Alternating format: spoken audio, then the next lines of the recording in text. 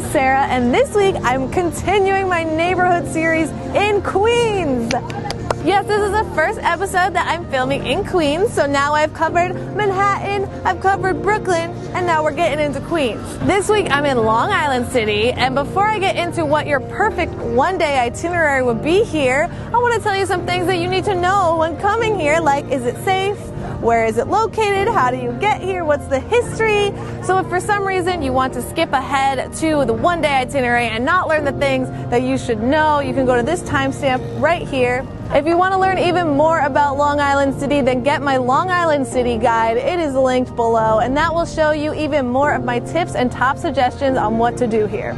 Okay, now let's get into our full day guide. I'll see you at the first spot.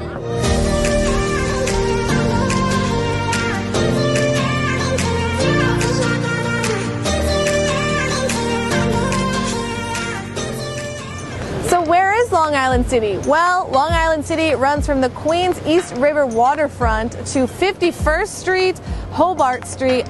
You can take any train in this location to get to Long Island City, but for the sake of our guide, take the G train or the 7 train to Hunters Point or Vernon Boulevard or 21st Street.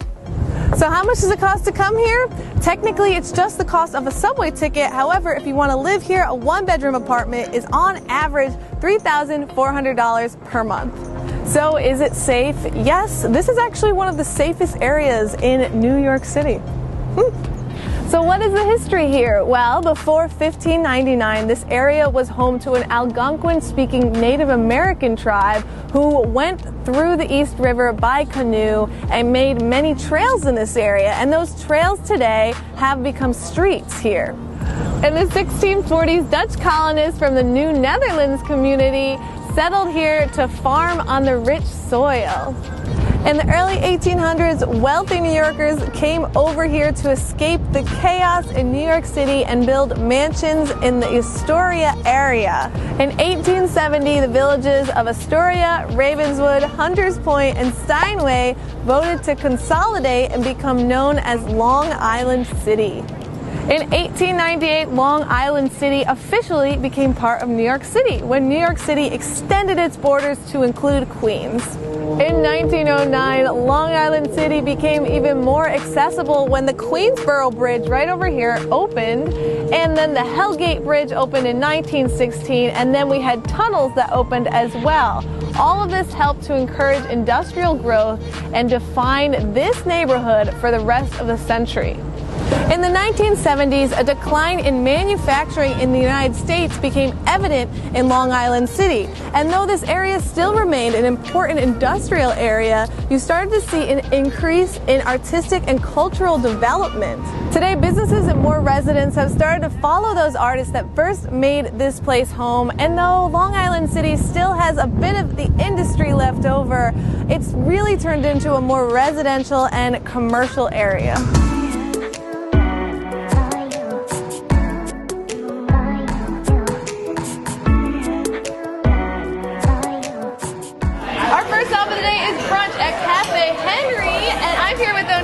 She's a Travel Channel host who lives in Long Island City. So tell me, why do you love this spot? Oh my goodness, I am such a huge fan of Café Navi.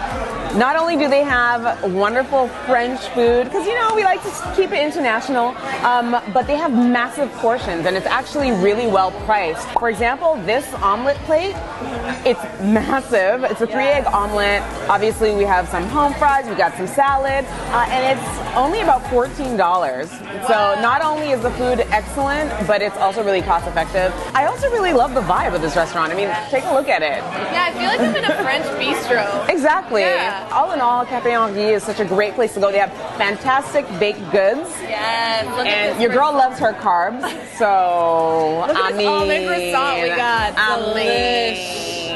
So Café Navi is definitely your go-to spot for breakfast and brunch here in Long Island City. I love it, and I hope that you're going to love it too. Yeah. Should we try something? Oh, absolutely. Okay. This is their ham cheese crepe. I can't say crepe the proper way. How do you say it? Crepe. Crepe? Really? Actually, in French, you would say crêpe. crepe. But like, I find that in English, people anglicize it, so they say crepe. Yeah. Not great at French. It's the hardest one for me to pronounce. Doesn't matter. We're good at eating French food, and that's what matters. I've been eyeing this since it arrived on the table. Look at that. Wow. Look at that. Delicious, like Almond paste. Yum. almond paste. Just my like dream pastry. We'll see you at the next location. One of the coolest things you can do in Long Island City is head right here. This is Murray's Cheese Caves, and we're about to head inside for a tour with one of their expert cheese cave masters. They're gonna show us the behind the scenes. We're gonna get to go inside some of the cheese caves, and then afterwards we do a tasting. So it's gonna be awesome. And by the way, they only do this one Saturday a month, and you have to book very far in advance because it normally gets sold out. So make sure you plan ahead for this one because it's a very special experience, and they only let a small amount of people in. So let's go check it out. All right, we're going into the cheese caves. We gotta put the this thing, and then these little. Look, I've never looked this good in my life. Final step. It's cool. Check it. Look at. During the tour, we learned about what goes into each specially constructed temperature and humidity controlled caves. We have to put our feet in this foot sanitizer so that the cheese is safe from our disgustingness. We also learned about the basic affinage practices and the science behind what happens to cheeses as they mature. I'm in one of their cheese caves, and this one behind me, this is all cheddar. Looks very different than what I'm used to seeing cheddar, but it has a rind on it, and they told us that there's something called cheese mites that eat the rind of the cheese, and if they eat it too much, then the cheese like goes bad or something. So they also have special edition cheeses. This is one of them. This one is apple leaf soaked in bourbon, and then they let it just do its thing in this cave here. So all different types of cheeses. It's pretty cool. And then after the tour, we were led through a tasting of 6 of the Cave Master Reserve cheeses so we can learn to see and taste the benefits of the cave team's hard work.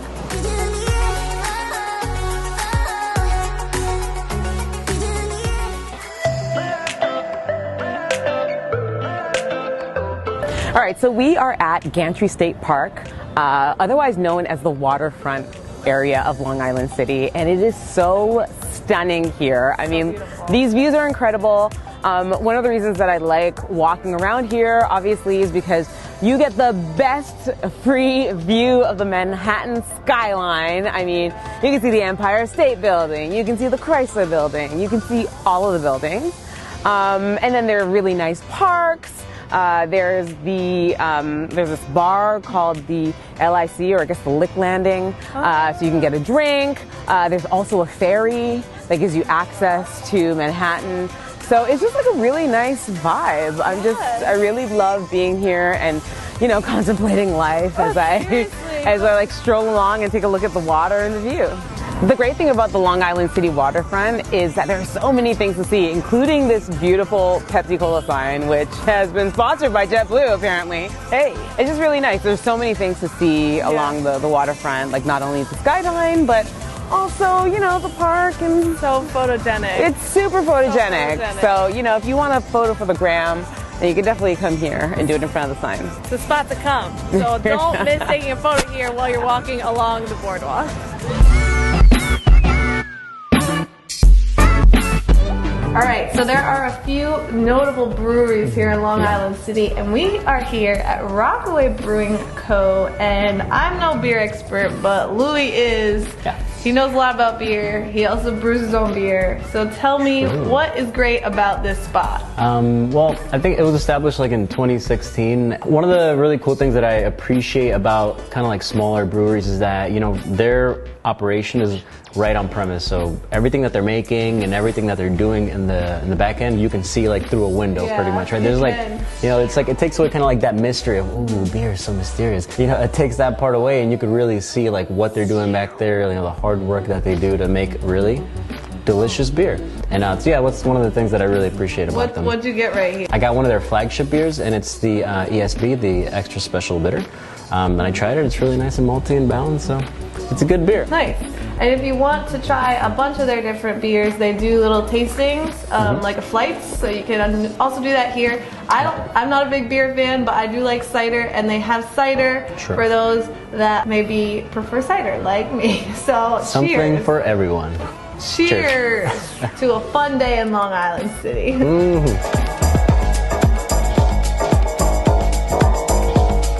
So Sarah, I brought you to my favorite restaurant in Long Island City. It is called Tuk Tuk, and it's located on Vernon Boulevard, which is kind of like this really nice shopping street. There are like a lot of bars and restaurants and cool little shops. I love Tuk Tuk because it has my favorite cuisine, which is Thai. The portions are big. Yes, so because she likes big portions. Of course. And it's also and it's also really cost effective. So you can get like a really nice dinner or a really nice main for like 13 or 14 bucks. And I tell you, the portions are so big that oftentimes I only eat half and I bring it home. But it's like 2 meals in one. It's like 2 meals in one. Yes. The restaurant is run by authentic Thai people, so this is really the real deal. The real deal. They also know how to do spice like the Thai way, right? Yes, they absolutely do, because it's an authentic place. This is Pad See Ew, and this reminds me of what I used to eat when I lived in Thailand. Oh, nice. Yeah, and like Americans tend to call this drunken noodles. Because, you know, we make everything less classy. Right. But I love this. I'm Canadian, by the way. This is fantastic. It tastes exactly like it did when I lived in Thailand. Ooh, okay. That's always a good thing. And this is your favorite dish, so I know This is my favorite dish. Thank you so much for showing me around like today. I know that you're not going to come to our last spot because it's nightlife, and you know, like that, it's exhausting. Your girl's got to sleep. But I'm doing it for you guys. I'm going to the nightlife spot for you. Where can people find you if they want to follow you? Oh my goodness. So if you want to follow me, which you should, hit me up. You can hit me up on YouTube. I am at Onika Traveler with 2 L's because I'm Canadian. It'll be linked below. And then you can also hit me up on Instagram. Same thing, at Onika Traveler. Yeah. Awesome. Thanks, Onika.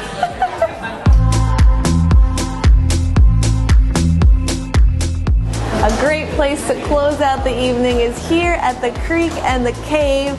This is a bar, a Mexican restaurant, a Pinball Center, and they have comedy and an open mic. So there's so much to do here. Comedy shows normally start at night, but if you get here early, you can do pinball. You could have dinner here if you want. But I'm gonna play some pinball right now. Now, I brought some cash, so let's go. You know what's very convenient? They have little drink holders here. Wow, look at this. My goodness. Oh my God. Oh, no. Oh my God, oh my God, oh my God, oh my God. Yes, look at that. Oh my God, that was close. That was really close. It went straight in there. There was nothing I could do about it.